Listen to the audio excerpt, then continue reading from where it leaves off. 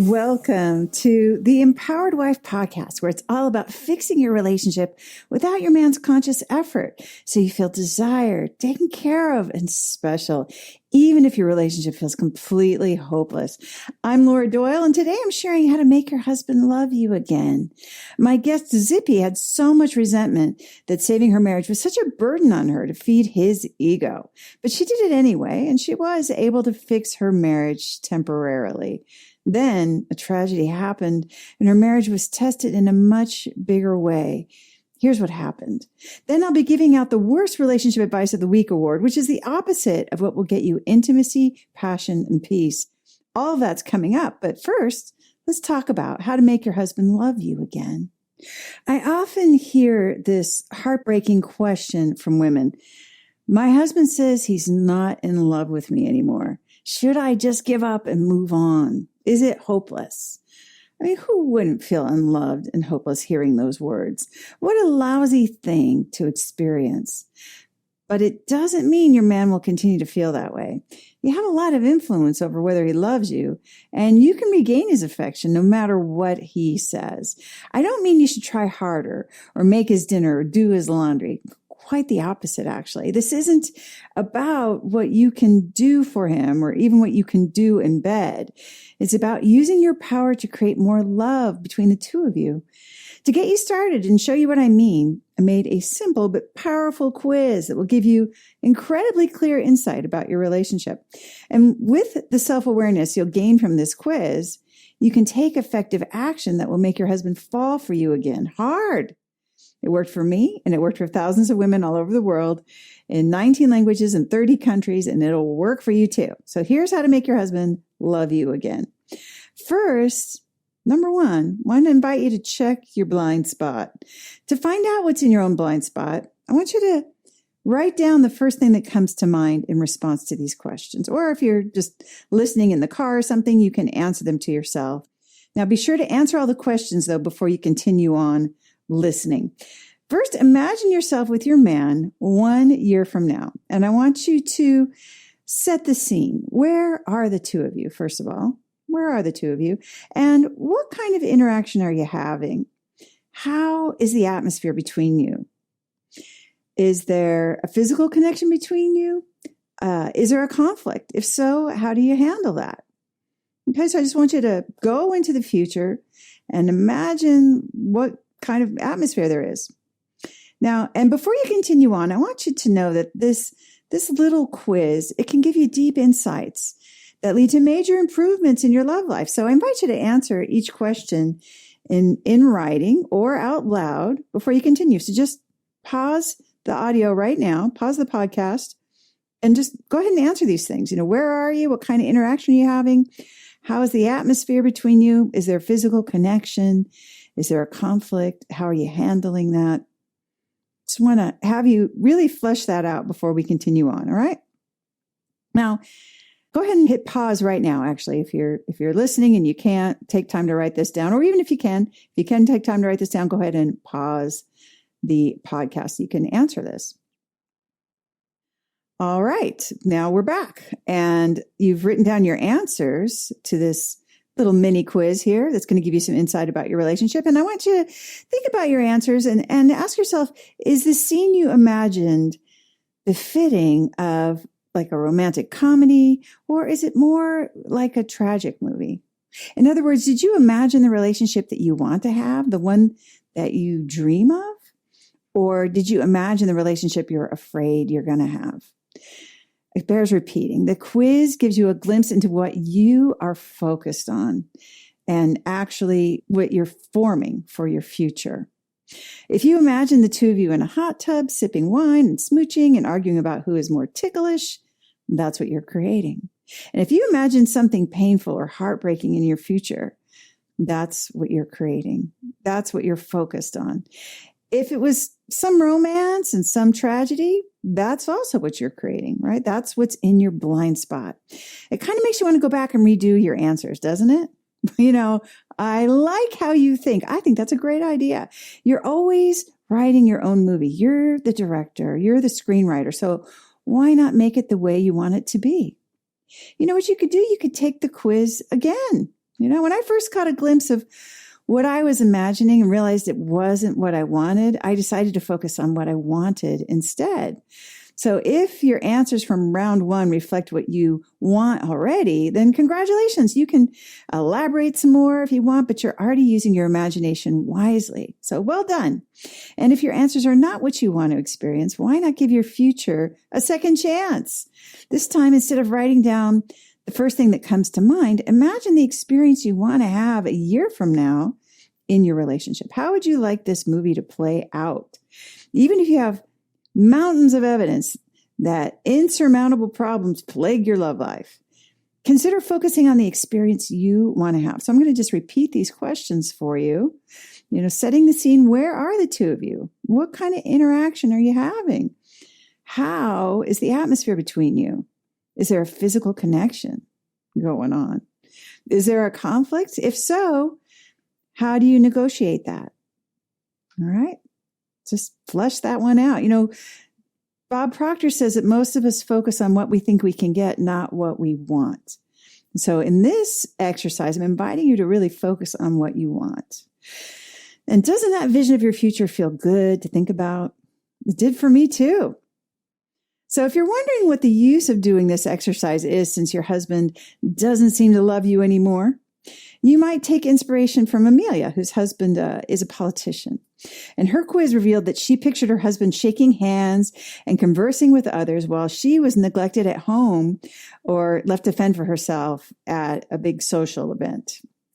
And in Amelia's first response, the two of them weren't interacting at all. And the atmosphere between them felt oppressive, intense, and there was no physical connection. She was starved for her husband's love and attention, but in her mind, when they parted ways, he barely acknowledged her in his rush to get to the next event. Obviously, it wasn't the relationship she wanted. It was just the one she'd fallen into thinking about because of previous hurts. Then Amelia discovered that she had a choice to focus on something else. So she decided to imagine herself feeling honored as a wife, even though she could barely picture that. Shortly after she started to focus on being honored as a wife, mostly just saying the words to herself, she attended an event where her husband gave a speech. And during this speech, he acknowledged and thanked his wonderful, patient wife, Amelia, for all her sacrifice and love. He told everyone how very special she was. He had never done that before in 20 years of marriage. She could hardly believe her ears, even when the audience clapped and turned to her, smiling. Some people came up to her afterwards, repeating her name and expressing their gratitude for her also. To say she felt honored is an understatement. She was blown away. She was speechless. On a ridiculously happy wife Q&A call, one woman asked me where the line is between focusing on what she wanted more of and having a psychotic break from reality. And she said, if I'm affirming how loving my husband is to me, and I know that's not true, isn't that just lying to myself? She asked. Well, when a child imagines herself becoming an astronaut, we don't think of it as her lying to herself. We call that dreaming big. Einstein's famous words, imagination is more important than knowledge, match my own experience of the power of our imagination in relationships, even if you're all grown up. If you're wondering how to get started with fixing your relationship and making it shiny again, then you need a roadmap. Get 6 simple steps to follow that will set your relationship up for success. Discover 3 common mistakes that wives make trying to fix their relationship that just make things worse when you download my free Adored Wife Roadmap. You can do that at getcherished.com. Go to getcherished.com now to get your roadmap in minutes. My guest Zippy had so much resentment that saving her marriage was such a burden on her to feed his ego. But she did it anyway, and she was able to fix her marriage. Then a tragedy happened, and her marriage was tested in a much bigger way. Here's what she did. Welcome to the show, Zippy. Thank you so much for being on the Empowered Wife podcast. Oh, thank you so much for having me. So take us back to the beginning. You were having some problems in your marriage. You came into coach training. Tell us what things were like. What were the struggles about? Oh, yeah. So it actually started off right away. We were on the last day of our honeymoon and we had this big blow up and it just didn't get any better. We were in Greece and I said not to look and I was getting changed and he looked and I ran out because I felt violated and he ran after me, but he didn't see me. And so it ended up in this match where he totally yelled at me. And by the time we got home, we were not speaking to each other. And he kept reassuring me. He said, babe, we're going to be okay. We're going to get counseling. Everything's going to be fine. And I couldn't figure out how to leave that resentment behind me. He just kept saying, I'm sorry, this wasn't the right thing to do. And he took me to counseling and the counselors would say, you're going to have a very hard marriage, but it's doable. And the fighting just kept going. So even he would take me to counseling, even if we're doing a good job, he's like, we just have to keep it up because we want to make sure that we're on top of it. And we'd come back after counseling in the biggest fights that I've ever heard. And the counselors would tell me, listen, he's slow. He has all of these emotional traumas and these mental slowness. And they would say he was basically almost special needs. And that I would have to take it easy on him and teach him. I needed to teach him. And they'd even call me up in between sessions saying, what do you think we should do with him? This is totally, yeah.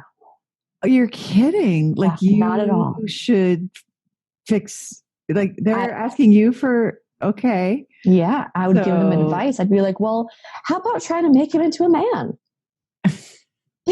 Like you weren't scared enough when they say he's right. slow, it's going to be really hard. I mean, who wants that kind of marriage? Nobody, right? Yeah, no. So I was fighting against professionals. And at one point, it got so bad that I just kept having to sleep at friends' houses because the yelling was so bad. And here I was on my second marriage, and there was just no hope. I was ready to leave.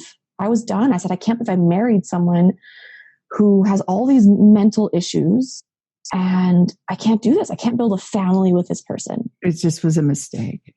Total mistake. Total mistake. Yeah. Total mistake. So what did you do? Well, I was actually yelling at my dad one night and because he's always been there for me. And I said, I can't let me make this mistake. And my dad said, Sippy, nobody is going to make you happy except for yourself. You need to get on the surrendered path. And I said, what are you talking about? That's for crazy people. That is not for me. He goes, you need to fix your life. And my sister did coach training. My mother did coach training. And I was like, they're a bit off. Yeah. Like with them. Yeah. I'm like, no way I'm doing this.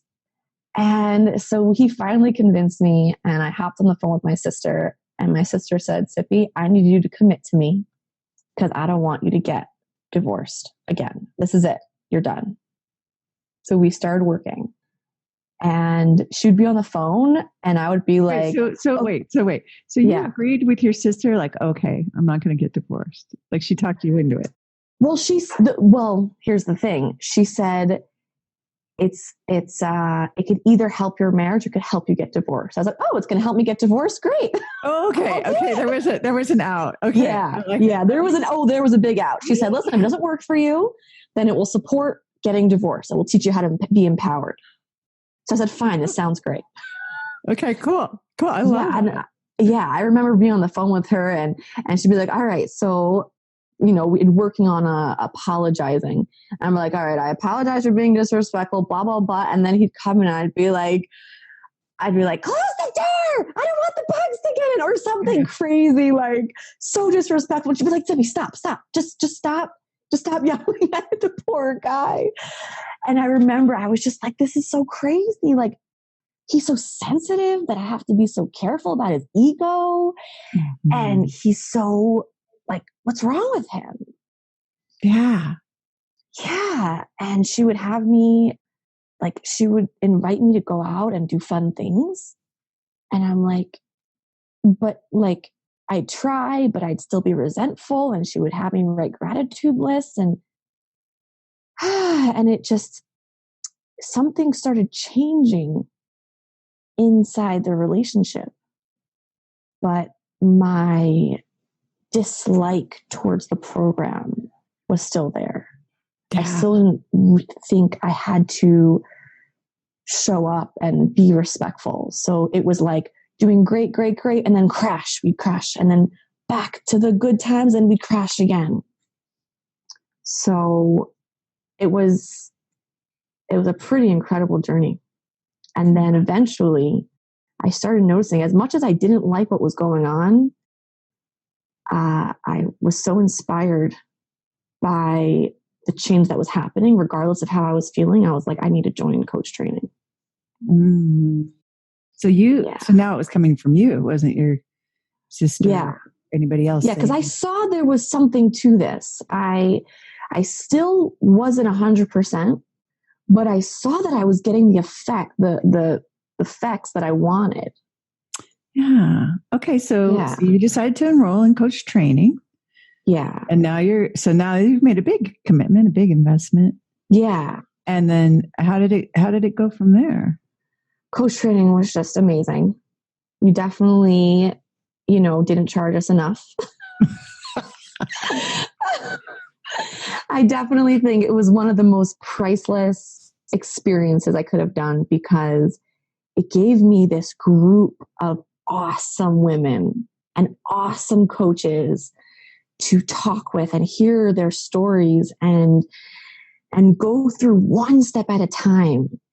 And the way you encouraged us to say, hey, you can do it. Just take one baby step. And I would see this incredible changes to the point where I'm like, oh my, I have a husband. I have a man in my house.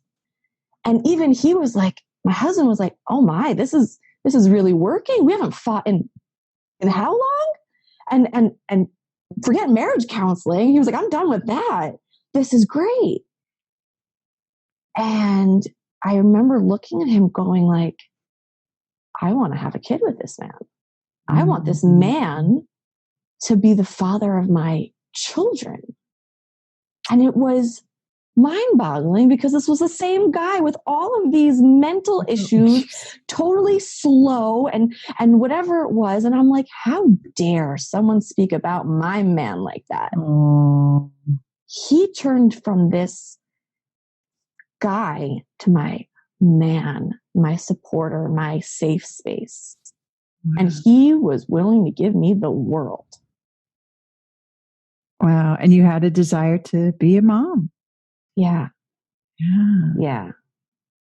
So yeah, it was incredible. It was an incredible moment, because my previous marriage with my ex-husband, we actually had a child at 9 months, and a day before it was my due date, he passed away. So I gave birth to a stillborn.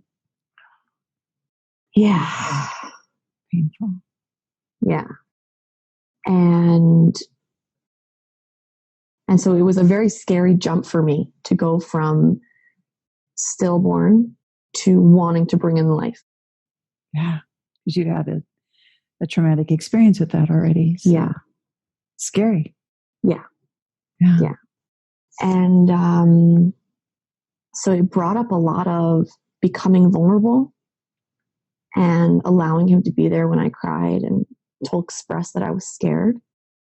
But being in coach training gave me step by step on how I can be more soft, and inviting him to want to do more. And he did everything he could for me. And I definitely was super grateful. And he was just a champion the whole way through. Nice. Yeah. So your marriage is doing really well. You're expecting a child together. So this is a great time you're having. Yeah.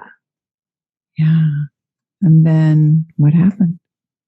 So coach training finished, And I expressed a desire. We were living in Israel at the time. And I expressed a desire that I want to give birth close to family in America. And in the beginning, when we were dating, he's like, there's no way I'll ever move to America. And once I said that, he said, of course, there's no brainer. We'll move there and you'll have what you need and we'll figure it out. And I want you to feel comfortable. So we moved to America when I was about, I would say 20 weeks. And about 30 weeks, I woke up in Sunday morning, exactly my 30-week mark. And I look at him and I said, get in the car. And he looks at me and goes, what? I just said, get in the car. He was a little confused and I said goodbye to the skills. No more skills. Right. Skills out the window. Out the window, all done. And we get to the hospital and there was no movement from the baby. And the baby still had a heartbeat. So in the next 30 minutes, I went into C-section. Baby came out paralyzed, unable to breathe, unable to move, no eye movement, no crying, no nothing. And I said, does the baby have a heartbeat? And the doctor said, yes, but we don't think it's going to be good. And I said, that baby's going to live. That baby must live. And my husband at the time, my husband was like, no, Tsippy, we just have to be practical here. Like, you just need to, don't bring false hope. You're going to be okay. And I said to him, don't you dare tell me how to act towards my child. This child's going to live. She's got a heartbeat. She's beautiful. I'm keeping this kid. And right then and there, it was like this huge weight was dropped on our relationship and we were completely broken. My husband was trying to get me to understand what the doctors were saying. And I said, no, they're lying. And we just could not, I was listening to all these women saying, you got to have hope and faith in your baby that she's going to make it. And I said, I will have as much hope and faith as I can. Yes. And I would live throughout the hospital. He would come in for about like an hour and leave. And he wasn't really there much. We ended up living, there was like a hospital home that you can live there. It's like a hotel kind of, that you can live there while you have a loved one in the hospital. So you could be there 24/7. And I remember him going like, I just can't sleep there. I need to go home. And so we kind of, at that point, slept in different places. Even though I barely slept, I would go back and I would stay in the hospital. I would not leave. And he would go do his thing, go to his parents' house, leave, come and go as he pleases. And we were really, it was almost like we kind of separated at that time. I remember feeling this intense loneliness, and not being in the course. I didn't really know where to go, what to do. I was just like, he's being unreasonable. He doesn't know what to do. He doesn't know what it feels like to lose a child. And I was done. Oh. You felt really alone with this intense commitment and hope that you had towards your daughter, that she was going to live. Yeah. And then when we were together, the fighting was just, we literally could not get one word out. And we were just fighting. It was like, boom, fighting. And when he was there, I'd be like, don't hold the baby like that. Go wash your hands. Did you wash your hands? Why aren't you washing your hands? And I would try and remember gratitudes, but it just wasn't there for me. And then I remember one day, it was about 2 months after our child was born. And I sat there by myself going, I'm not going to have this baby and I'm not going to have a husband. So I have a choice. I have a choice right now. I could change this because I remember in coach training, the beautiful ways we created and changed and did our gratitudes and did our self-care and apologize. And I said, I can do this, but I don't really know. I don't really know how. And I'm scared because I kind of like have to get a refresher course. And it was a very scary thing. And I remember going, this is it. I either have nothing or I leave with my husband because my baby's not making it. And I had to come to terms. And we were at that point. We even switched hospitals to go to a more specialized hospital, a lot of specialists.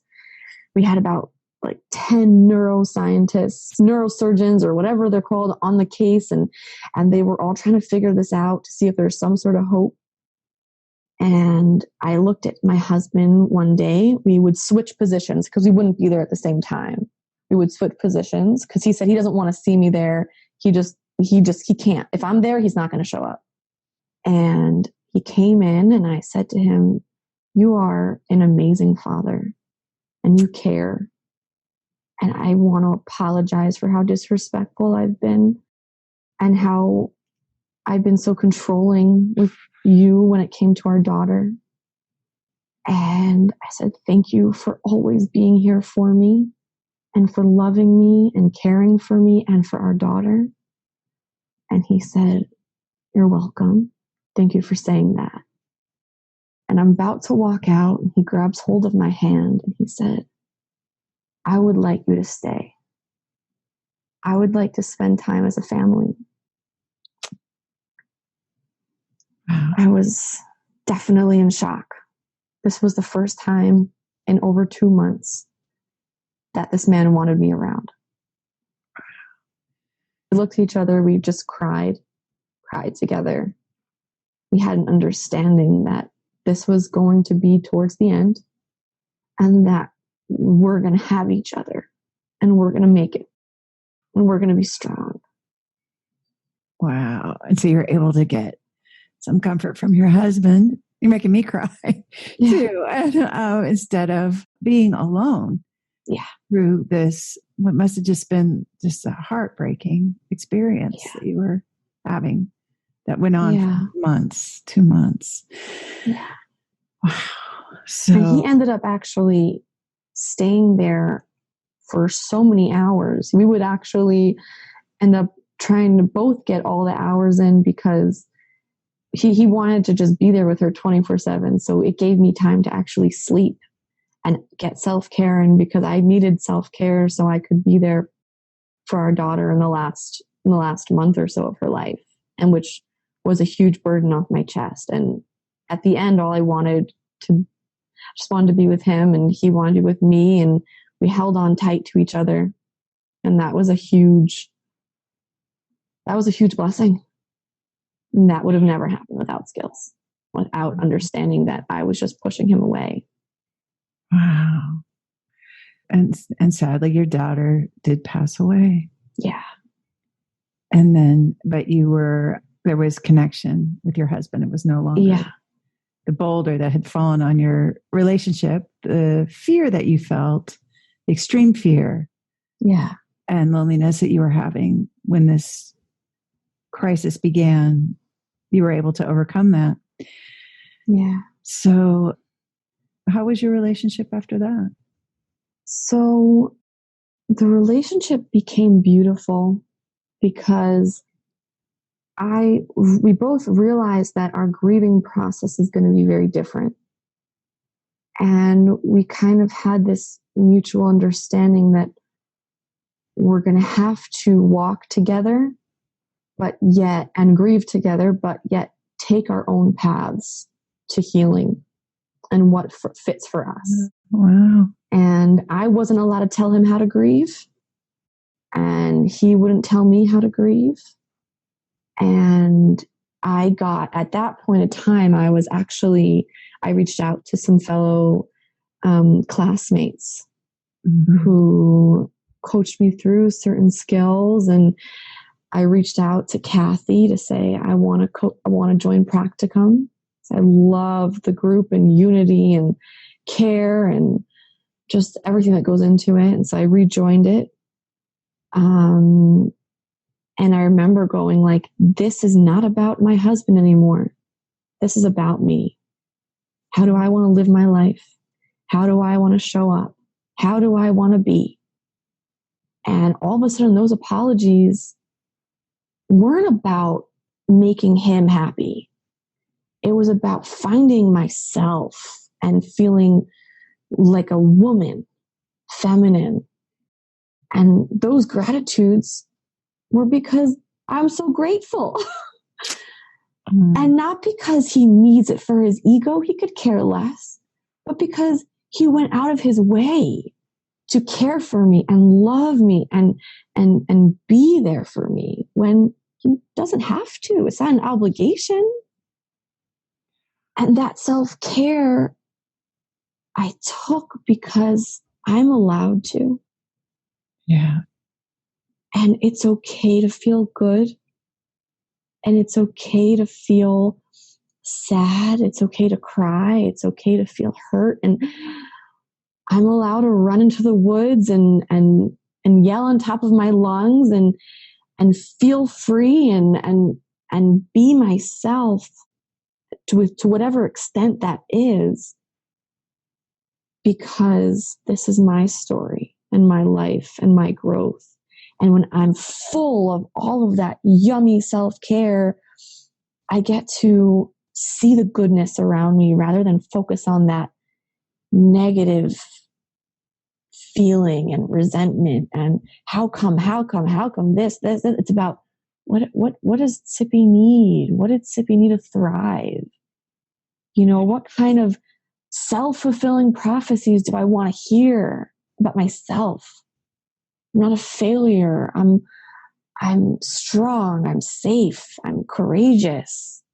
What protocols do I have to take? All that resentment I had from the beginning of reading the book and knowing that it works, but then not knowing how to apply the skills and then applying and seeing results, but still having this feeling of like it's all about him. It all of a sudden changed and it was about me. And this man that I'm with is like, whoa, he is awesome. He is loving. He is affectionate and caring and works hard and wants to give me all of my dreams. And that is amazing because now he'll go, oh, hey, honey, what would you like to do for self-care today? You know, and he'll just do whatever it is. He'll set me up with a movie on a couch while he goes and works and, you know, whatever it is, take me to the pool and just watch me swim and laugh with me or he'll come in swimming with me or whatever it is. He'll be there to support me on my journey. And it's not about me supporting him. It's totally the other way around. And that was awesome. I think this is amazing because when you first started the journey, it felt like you have to be a dutiful wife. These are the things you should say and do to make a happy marriage. So it's sort of like eating your kale or something on your plate. Like, all right, I know it's good for me. So fine, I'll do it, but I don't have to like it. I'm just going to choke it down with maybe a glass of Coke or something. I'm not sure how you would choke down kale if you didn't like kale. And so now what I hear you saying is it's no longer about that. You love kale. Kale tastes good to you, or it's a delicious experience of honoring Zippy and allowing Zippy to have her story, her life, and not being. And your husband's responding beautifully, but you're also showing up as your best self. It doesn't mean that you don't grieve. It doesn't mean you don't get ridiculously happy. And of course, you're going to do a lot of self-care to show up that way, which you're doing. And it sounds like he can't get enough of this iteration of you. So when you first started the skills, this part of the journey was kind of obscured. It sounds like you couldn't see this coming. Yeah. Is that fair to say? Yeah, no, I didn't. I did not see anything coming. I knew, I knew it had to be done. I knew I had to do it. But I just didn't know where I'd end up with it. But it felt more like I had to than I want to. And today, oh my God. Today, I'm like, I'm so grateful. And it's awesome. It's so awesome. It's the best thing I could have ever experienced or done. And I love how soft and loving the skills are. It's like the constant reminder, we're human. It's okay. You're allowed to mess up and you're allowed to make amends and you're allowed to be loved and you're allowed to be cared for. And it teaches you how to do that for yourself. And then once that pieces in place, it's like all these other pieces kind of just jump out at you and go, yeah, I also want to love you. I also want to care for you. You know, it's so great. Wow. Yeah. And so, this is a kind of a tender question, but do you still have the desire to now have children with your husband? Great question. My husband and I wanted to wait about 2 years. We were like, you know what? Let's see how we feel in 2 years. We're not going to rush it or push it. And so we were taking the proper precautions. And I would say about a week after, I would say like a week to a few weeks after our beautiful girl passed away, I look at my husband and I'm like, hey, love of my life, I would love a pregnancy test. And he's like, oh, we're so careful. You don't need one. You don't need one. I was like, yeah, you know, I would love to take it. And he's like, all right, I'll get one for you tomorrow. So he comes home and he has the instructions out because obviously you need instructions. And I was like, you know, we've done this. He's like, yeah, well, everyone's different. I was like, all right. So I do my thing and we're both standing there and he has got his arms around me going like, you're not pregnant. I'm like, no, you know. And he looks at me, looks at the stick, looks at the paper and go, oh, look, you're not pregnant. I just stand there going like, okay. And he's like, what? I said, yeah, honey, we're pregnant. Oh, and he goes, gosh. we just had a baby. we just had one. And I was in a state of shock. And then it took us a few minutes and then we celebrated. And then we're like, what? But this time it was like, I knew with my whole being, he would never leave my side.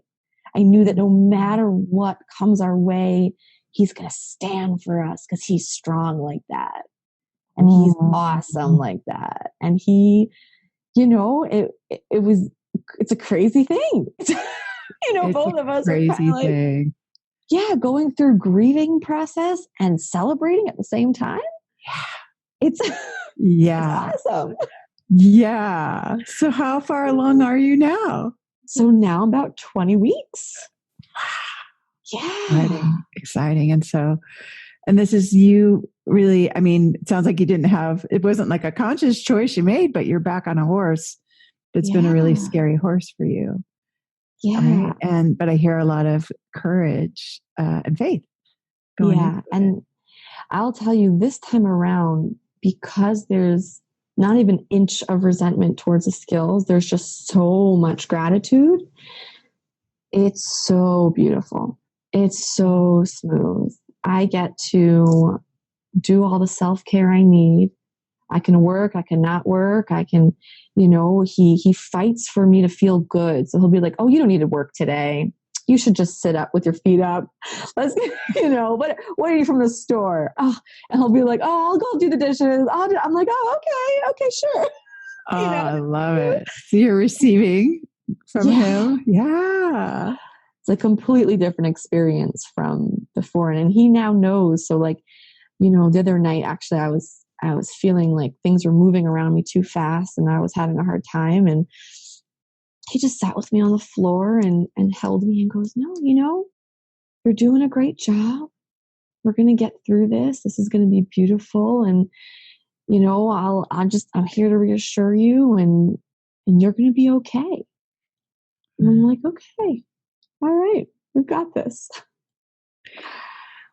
So well, first of all, let's go back and talk to Zippy from, I don't know, your honeymoon, let's say. What would you say to her that you know now? I would say, don't be scared to let go. Freedom feels really good. And you are worth it. What were you letting go of? What would you be letting Control. go?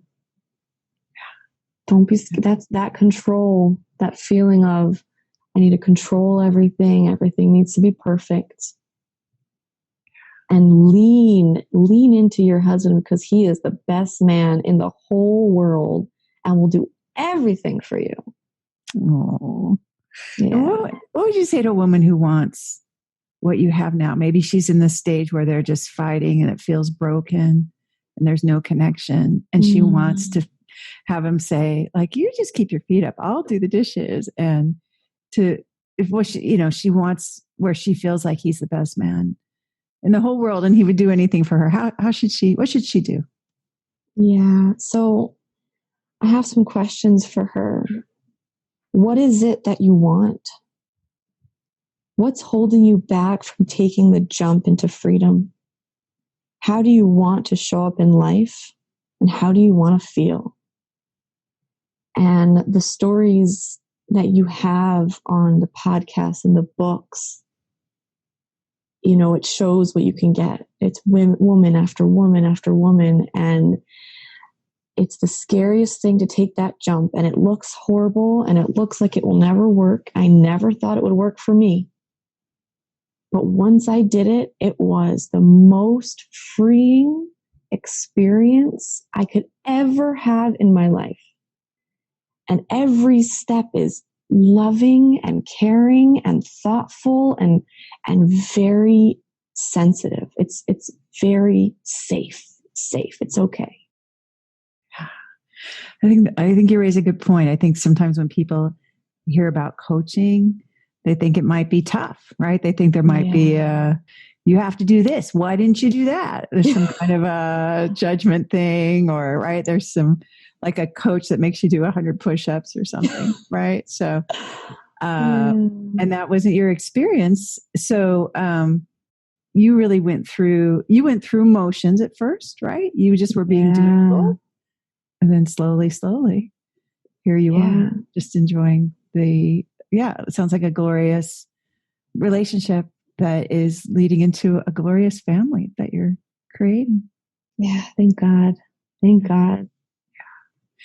Well, so inspiring. Thank you so much for sharing. These are very personal matters. And I know that there's a woman listening who's feeling inspired and hopeful because she got to hear your story. So thank you so much. You're welcome. If you're wondering how to get started with fixing your relationship and making it shiny again, then you need a roadmap.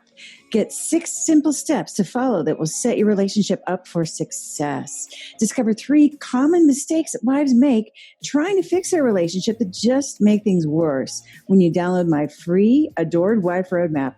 You can do that at getcherished.com. Go to getcherished.com now to get your roadmap in minutes. And now it's time for the Worst Relationship Advice of the Week Award. It's the worst relationship advice of the worst relationship advice. Yeah, it's the worst relationship advice of the worst relationship advice of the week. And the advice that's got me seething this week is to get good at fighting because you have to hash things out. And what upsets me so much about the idea that you should get good at fighting is that, first of all, that means you would get good at tearing your man to shreds. That's the subtext here. And also, since he's going to give as good as he's getting, get good at being hurt and upset. This advice is saying that verbally punching each other is good for you somehow. Only I can't see how. I can see how it could do a lot of harm. It sure did when there was a lot of fighting at our house. And this truly terrible advice supports the great illusion, the tempting idea that if you bring up what's wrong, if you complain and criticize and say mean things, your relationship will get better. But that never, ever, ever, ever worked for me. It hasn't worked for my students either. It has been known to cause a severe and sad loss of dignity. It can start a protracted Cold War and wall-to-wall hostility, and none of it is worth the price of admission. But I want to make a distinction between getting good at fighting and giving yourself some grace if you have a fight. Even with practicing the intimacy skills for 20 years now, as a mere mortal woman myself, I still say snippy things sometimes, and that can cause an unpleasant conversation with my husband. But today, those conversations barely qualify as arguments, and they're short-lived because I know there's absolutely no upside to having a fight with my beloved. So I'm never going to choose a fight on purpose. I know it's not going to get me any closer to my goal of having intimacy and passion and peace. Quite the opposite. But let's say I'm low on resources and something he says rubs me wrong, or if I say something unkind, as I sometimes do, and we start to go down that old dirt road. I now have the ability to stop that fight before it gets started. And I just did not have that when I was first married. I just had never learned that skill. I didn't even know that it was a skill that anyone could learn, like making sourdough bread or playing piano. I just thought we weren't compatible. Now, saying get good at fighting is like telling someone who wants to get out of debt, get good at spending beyond your means. It's just not helpful. That's going in the wrong direction if what you want is to feel desired, taken care of, and special. Now, maybe you don't have the skill to single-handedly stop a fight just yet. Maybe you're just learning that it's even a skill. But it's empowering when you know that it's possible, even if you know you won't be perfect at it any more than you're perfect at making sourdough bread or playing piano.